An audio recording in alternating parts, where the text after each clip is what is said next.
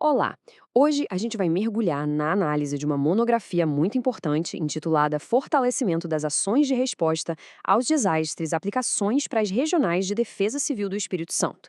Esse é um trabalho de conclusão de curso do Ciuame Reis dos Anjos, com orientação do professor Alexandre Umia Casarim. Foi desenvolvido para o curso de especialização em Gestão Pública em Proteção e Defesa Civil da Universidade Federal de Juiz de Fora e concluído agora em 2024. É uma pesquisa fundamental que nos ajuda a entender um desafio bem complexo. Vamos lá? Bom, o ponto de partida desse estudo é uma realidade, infelizmente, bem conhecida no Espírito Santo. O Estado enfrenta de forma recorrente desastres ambientais, principalmente eventos de chuvas muito fortes que trouxeram consequências graves para a população em 2013, depois de novo em 2020 e mais uma vez em 2024. Essa repetição de cenários acende um alerta e levanta uma questão central. E a pergunta que move toda essa pesquisa é justamente esta: por que as dificuldades na resposta regional aos desastres continuam a existir, mesmo quando a gente vê que o Estado tem investido em sistemas cada vez mais avançados? Parece um paradoxo, né? E é exatamente isso que o trabalho se propõe a investigar. Para a gente entender como o autor chegou a uma resposta, nossa análise vai seguir 6 passos. Primeiro, vamos olhar para esse desafio recorrente. Depois, a busca por respostas, para entender a metodologia. Em seguida, o elo regional, analisando o modelo do Estado. Aí vem o diagnóstico da pesquisa, com as descobertas. Depois, os caminhos para o fortalecimento. E, por fim, uma reflexão sobre a contribuição da ciência.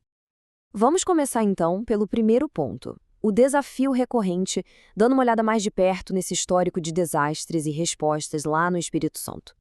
Olha só que interessante essa cronologia. A gente vê que o Estado evoluiu. O grande desastre de 2013 levou à criação do Sistema e do Plano Estadual de Defesa Civil, um passo muito importante. Em 2020, outro evento grave impulsionou a criação de centros de resposta especializados, mais um avanço. Só que chegamos em 2024 e os desastres continuam a mostrar que, apesar de toda a melhoria na estrutura central estadual, ainda existem lacunas importantes, especialmente no nível regional. Então, como é que o autor fez para investigar esse problema a fundo? É o que a gente vê na nossa segunda sessão, a busca por respostas, que explica a metodologia por trás do estudo. A metodologia aqui foi bem robusta. O autor usou uma abordagem qualitativa aplicada. Isso quer dizer que o foco foi entender a complexidade do problema lá na prática. Para isso, ele analisou documentos oficiais e, o que é fundamental, realizou entrevistas com os gestores da Defesa Civil, tanto do nível estadual quanto do regional. Ou seja, ele ouviu quem vive o problema no dia a dia. Para ter uma perspectiva melhor, a pesquisa fez uma comparação muito inteligente. Vamos para a terceira seção, o elo regional, que compara o modelo capixaba com o de outros estados do Brasil. E essa tabela, pessoal, é muito reveladora. Repare na primeira linha, papel regional. Em estados como Santa Catarina, Paraná e Rio de Janeiro, o papel da regional é de coordenação.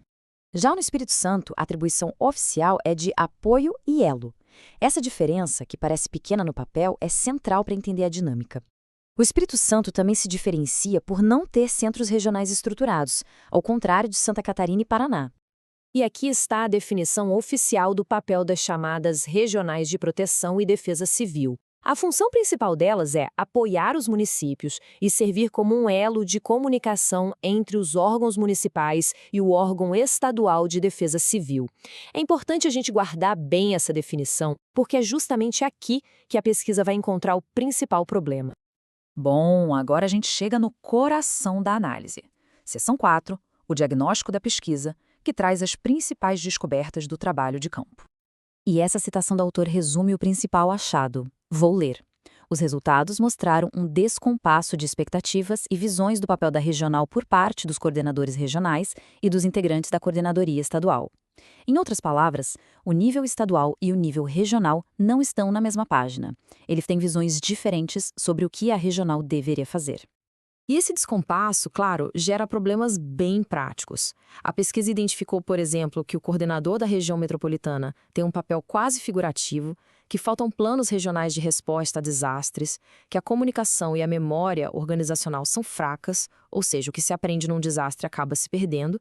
No fim, o autor diagnostica uma verdadeira crise de identidade sobre qual é a real função do órgão regional. Mas a pesquisa não se limita a apontar os problemas, o que é ótimo. Ela também propõe soluções. É o que a gente vai ver na seção 5, Caminhos para o Fortalecimento, com as recomendações do autor para melhorar esse cenário. E as recomendações são muito diretas e lógicas. Primeiro, criar planos regionais de proteção e defesa civil. Segundo, redefinir e deixar bem claras as atribuições e a autoridade do coordenador regional. Terceiro, desenvolver um sistema para gerenciar o conhecimento, para não perder as lições aprendidas. E quarto, implementar um programa de capacitação que seja baseado nas necessidades reais de quem está na ponta. Cada passo ataca diretamente uma daquelas inconsistências que a gente viu. Para a gente fechar, vamos refletir um pouco sobre o impacto mais amplo de um trabalho como este. Seção 6. A contribuição da ciência. Pois é, este trabalho é um exemplo fantástico do papel vital da pesquisa acadêmica no fortalecimento das políticas públicas. Ele mostra como a ciência, quando produzida dentro de um curso sério e comprometido com a formação de profissionais éticos e capacitados, pode gerar diagnósticos precisos e, mais importante, recomendações práticas. No fim das contas, é isso que contribui para aumentar a resiliência da sociedade e melhorar a gestão pública no nosso país.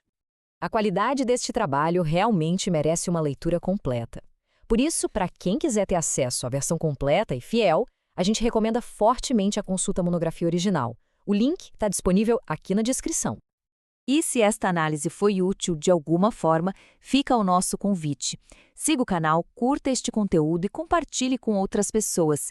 A ajuda de quem nos acompanha é fundamental para que a gente consiga difundir informações tão importantes como essa. Antes de encerrar, um aviso importante. Este material que apresentamos é uma síntese automatizada do trabalho acadêmico e foi gerada com o apoio de inteligência artificial. E justamente por ser uma síntese, o conteúdo pode conter simplificações ou até mesmo alguma imprecisão. Por isso, a gente reforça, consulte sempre a fonte original para ter acesso à informação completa e detalhada.